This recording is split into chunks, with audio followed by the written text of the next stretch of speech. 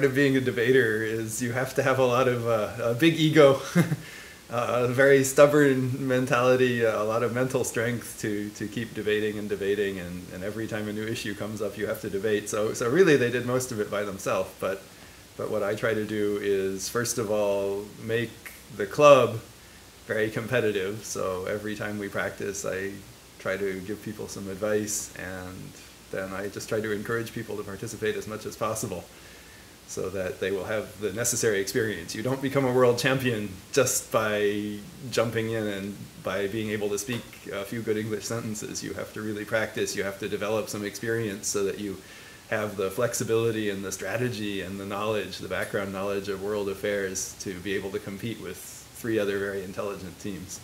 So they worked really hard. They've been debating now for maybe a little over 2 years and been to several international tournaments, and finally their hard work paid off. You just have to do it, right? It's one of the most successful mottos in advertising is Nike, just do it. Because that really is the way to learn anything.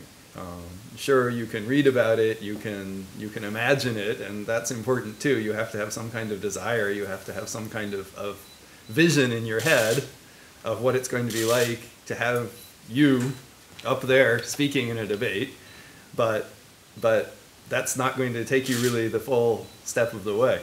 So if you're afraid of speaking English, first you have to imagine yourself speaking English and want to speak English and say, this is something worth putting in a little effort, it's worth enduring a little bit of stress and a little bit of fright, and then you just have to do it.